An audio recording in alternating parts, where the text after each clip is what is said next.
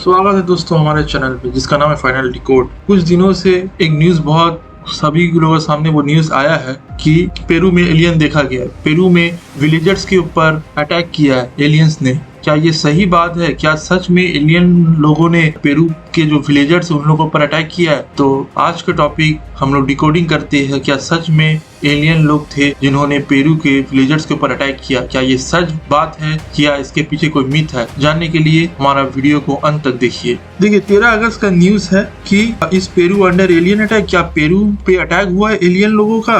Peru के कुछ local resident है, कुछ विलेजर्स है, वो ये क्लेम किए हैं कि उन लोगों ने 7 फुट का एलियन को हवा में उड़ते देखा जो पूरा आर्मर था। मतलब पूरा जिस तरीके से आर्मी लोग पूरा कपड़ा पहना हुआ रहता है, डिफेंसिव कपड़ा, और आपका जाकर हथियार लिया हुआ रहता है, तो वैसे ही कुछ पूरा आर्मर पहना हुआ और आर्मर लिया हुआ कोई क्रिएचर को देखा है पेरू के विलेजर्स के लोगों ने। वो जो अटैकर था वो लोगों पर क्या कर रहा था? अटैक कर रहा था। जो वो अटैकर था, जो पूरा आर्मर पहना हुआ जो अटैकर था, लोग ने उसका नाम दिया, बोला कि ये एलियन है। और ये कैसा दिख रहा था? ग्रीन गॉब्लिन की तरह। अगर आप लोग ने स्पाइडरमैन देखा है, उसमें जो मेन विलन होता है वो कौन सा होता है? वो भी गॉब्लिन का तरह होता है, उड़ता है। उसको क्या उसका नाम क्या था? गॉब्लिन। वो उड़ता है, पूरा ग्रीन कलर का आर्मर पहना हुआ रहता है, बम फेंकता है, पूरा आर्मर पहना हुआ रहता है, उसके ऊपर कोई अटैक नहीं कर सकते, गोली मारता है, उसे कुछ होता नहीं है। तो वैसे ही कुछ क्रिएचर को देखने को मिला जो उड़ रहा था और पूरा आर्मर पहना हुआ था, हथियार लिया हुआ था और लोगों पर अटैक कर रहा था। कुछ लोगों ने उसका फोटो भी लिया। तो जब से ये सामने सिचुएशन आया कि एक आदमी अगर देखता तो उसे झूठ बोल के आदमी लोग बोलते कि पागल है, ये झूठ बोले, लेकिन पूरे के पूरे गांव विलेजर्स ने देखा है तो ये झूठ नहीं हो सकता। और विलेजर्स ने बोला कि हम लोग ने उससे लड़ा भी है। लेकिन असल में जब ऑफिसर्स लोग का जो ऑफिशियल स्टेटमेंट आया तो पेरू का ऑफिशियल स्टेटमेंट में ये बात आया गया कि ये कोई एलियन वेलियन नहीं है, ये ड्रग माफिया मतलब गोल्ड माफिया है। जो ड्रग कार्टेल होता है वो इन लोग उसी से ब्लॉक करती है। जो गोल्ड माफिया ये ड्रग कार्टेल के लोग हैं जो आम उधर के जो लोग हैं, पीपल है, उन्हें डरा रहे हैं ताकि लोग घर से बाहर ना निकले और या तो गांव छोड़ दे। क्यों गांव छोड़ दे वो भी हम लोग जानेंगे। तो पेरू के नेशनल प्रोसिक्यूटर के ऑफिस का जो हेड है इन्वेस्टिगेशन का, उसने ये क्लेम किया ये गोल्ड माफिया है और यही गोल्ड माफिया जो है ये लोगों पर, जो विलेजर्स के ऊपर है, अटैक किए। और ये प्रोसिक्यूटर ये भी बोलता है कि वो ये बोल रहा है कि ये गोल्ड माफिया ये चाहते कि लोग अपना घर पे रात हो तो बंद हो जाए, लोग घर से बाहर ना निकले या तो घर छोड़ दे। ये मेन मकसद है इलीगल गोल्ड माइनर्स का या जो ड्रग कार्टेल्स है उन लोगों का।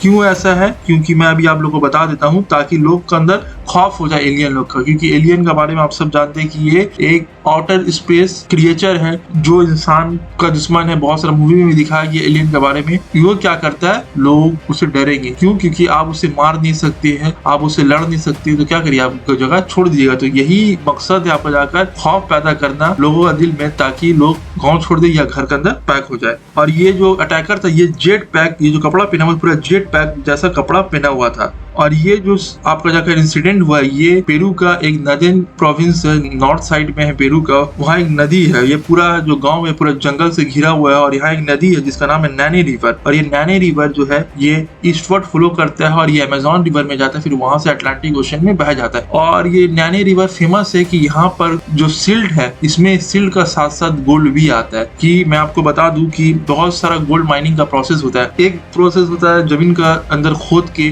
जमीन के अंदर से सोना निकालना। इस प्रोसेस का नाम है प्लेसर डिपॉजिट्स, जिसे प्लेसर माइनिंग भी कहा जाता है। ये जो डिपॉजिट इसे प्लेसर डिपॉजिट कहा जाता है और ये जो माइनिंग जो होता है ये वाला इसे प्लेसर माइनिंग कहा जाता है। इसमें क्या कहते हैं, पानी आता है, नदी का पानी के साथ सिल्ट भी आता है। लोग वो सिल्ट को क्या करते हैं, आप देखते हैं कि चाय पत्ती को पास किया जाता है, फिल्टर पेपर होता है, तो वैसे ही कुछ इन लोग क्या करते हैं, एक सीव ले लेते हैं, ये छलनी कहा जाता है, उसमें सिल्ट को ले लेते हैं और पानी को बार बार आपका जाकर फिल्टर करते रहते। एक बॉक्स जैसा रहता है, ये पिक्चर में आप देख सकते हैं, इसे बार बार फिल्टर किया जाता है ताकि गोल्ड उन्हें मिल जाए। ये प्रोसेस में बहुत ज्यादा मेहनत लगता है। तो ये प्रोसेस से कर करके क्या कहता है, सोना निकाला जाता है, इससे कुछ ग्राम सोना मिलता है। तो ये नदी में जो सिल्ट है इसमें सिल्ट का साथ साथ गोल्ड भी आता है, गोल्ड सिल्ट है। तो ये गोल्ड क्या है, बहुत कीमती चीज है। तो यहाँ का जो कार्टेल है, जो ड्रग जो माफिया है और जो गोल्ड माफिया, वो लोग ये चाहते हैं कि लोग ये गांव छोड़कर चले जाए और उन लोग इलीगल माइनिंग करे और ये प्रोसेस करे, या तो लोगों को अपना गुलाम बना के वहां से ये सब काम उन लोग से करवाए। तो ये उन लोग का मानना है उसी के तहत इन लोग ये काम कर रहे हैं। और ये ऐसा नहीं है कि ये 13 अगस्त या 12 अगस्त को ये कोई इंसिडेंट हुआ, 11 जुलाई से बोला जा रहा है बार बार लगातार ये एलियन लोग अटैक कर रहे हैं, बार बार लगातार ये एलियन लोग क्या कर रहे हैं, अटैक कर रहे विलेजर्स लोग के ऊपर। नैनी रिवर के किनारे जितना भी विलेज है वहां पर अटैक हो रहा है, किसका, एलियंस का अटैक हो रहा है। ये कोई आज का रिपोर्ट नहीं है, ये 11 जुलाई से ये इंसिडेंट चले, लेकिन पूरा दुनिया सामने ये ज्यादा फेमस हुआ 2-4 दिन पहले ही, 11-12 अगस्त को। तो 11 जुलाई से लोग ये बोल रहे कि 7 फुट लंबा एक क्रिएचर है जो जेट पैक जैसा कपड़ा पहना हुआ है, पूरा फुल आर्मर है, डार्क कलर का सर में हुड पहना हुआ है और लोगों पर अटैक कर रहा है। तो जब वहां पर इंटरव्यू लिया गया, वहां का local broadcaster radio programme del Peru पी इक्यूटू एक आदमी है जो ये ब्रॉडकास्टर है, उसने जब इंटरव्यू लिया वहां का एक लीडर से जिसका नाम था जेरू रेटिग्यू एविला, तो उससे जब इंटरव्यू लिया वहां का ब्रॉडकास्टर, लोकल ब्रॉडकास्टर, पूछा कि आप जो ये अटैकर था ये क्या, तो उस विलेजर का जो लीडर था वो बोला कि वो एलियन था। उसने ये भी बोला कि मैंने उसे गोली मारा 2 बार लेकिन वो गिरा नहीं, अगर वो बोला गिरा तो वो संग संग उड़ गया। गोली अगर नॉर्मल आदमी को मारी तो क्या होगा, वो गिर जाएगा और उठ नहीं सके, लेकिन उसे गोली लगता है और वो फिर से उठ खड़ा होता है। जैसा गॉब्लिन को देखे है कि नहीं, अगर आप स्पाइडरमैन मूवी देखे होंगे तो उसके बाद वो उड़ता है और गैप हो जाता है। तो ऐसा होने के बाद जब गोली मारा और वो उसे कुछ हुआ नहीं, वो उठा और गैप हो गया, तो तब से हम लोग बहुत ज्यादा डर गए और हम लोग ये समझ रहे कि हमारा कम्युनिटी के साथ क्या हो गया है। एक और आई विटनेस जो एक टीचर है वो ये क्लेम करती है ये जो आपका क्रिएचर है ये जमीन से उड़ता है, मतलब जमीन पे ये नहीं रहता, ये उड़ते रहता है गॉब्लिन की तरह।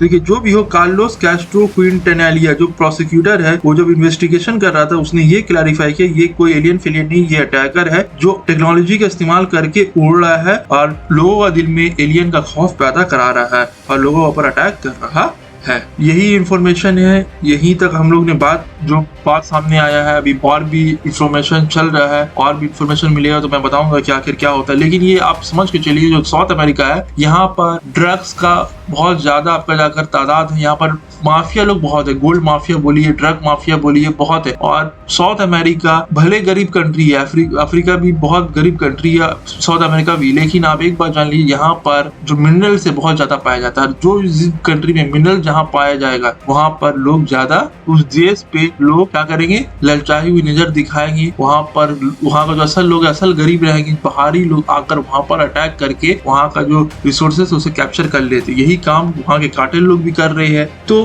पेरू बहुत कोई पहला बार नाम सुनता होगा, कोई ज्यादा नाम सुना नहीं है, लेकिन पेरू के बारे में मैं बता दूं कि दुनिया भर में 1322 गोल्ड माइन है पूरा दुनिया भर में, जिसमें से 127 गोल्ड माइन सिर्फ और सिर्फ पेरू में। ये ग्लोबल डाटा माइंस का रिपोर्ट है और 2022 का रिपोर्ट के हिसाब से पेरू दुनिया का 9th लार्जेस्ट प्रोड्यूसर है गोल्ड का। सोच लीजिए पेरू 9th लार्जेस्ट प्रोड्यूसर है गोल्ड का। और दुनिया में जो जितना भी गोल्ड आता है उसका 3% कौन कंट्रीब्यूट करता है, पेरू कंट्रीब्यूट करता है। तो ये सब कारण से पेरू इतना समझ लीजिए यहाँ पर इतना गोल्ड है, तो यहाँ पर क्या क्या जितना भी कार्टेल है या ड्रग माफिया है तो और गोल्ड माफिया, तो वो ये चाहते हैं कि यहाँ पर हमारा कब्जा हो, क्योंकि जितना भी साउथ अमेरिकन कंट्री देख लीजिए वहाँ का जो सेंट्रल गवर्नमेंट होता है वो बहुत कमजोर होता है। ऐसा नहीं है कि कोलंबिया में अगर आप देखे होंगे तो वहाँ लंबा लड़ाई चला है, पाब्लो एस्कोबार का नाम सुने ही होंगे, अगर आप उसके ऊपर एक सीरीज भी आया है, सीरीज का नाम है नार्कोस, उसमें दिखाया गया किस तरीके से ड्रग कार्टेल को खत्म किया गया, जबकि फिर भी आज तक खत्म नहीं हुआ। पूरा देश एक सिविल वॉर जैसा सिचुएशन में पड़ गया था, लेकिन वो उस टाइम का गवर्नमेंट ने बहुत मेहनत करके क्या किया, वहाँ का ड्रग माफिया खत्म किया, लेकिन फिर भी ड्रग माफिया खत्म नहीं हुआ। पूरा देश का अर्थव्यवस्था पूरा खत्म हिल गया। तो जितना भी साउथ अमेरिकन कंट्री है वहाँ पर यही देखा गया है, वहाँ पर गवर्नमेंट बहुत कमजोर होता है, लेकिन कुछ गवर्नमेंट मजबूत है। जैसे कोलंबिया में हुआ, बड़ा बड़ा कार्टेल को उन लोग ने खत्म किया, अपना मेहनत लगाया, देश में बहुत सिपाही मारे गए, आपका जाकर लोग मारे गए, देश सिविल वॉर का सिचुएशन में आ गया, लेकिन फिर भी उन लोग ने इसे खत्म किया। तो आज भी बहुत सारा साउथ अमेरिकन जो कंट्रीज है उन लोग पैसे के कारण बहुत कोई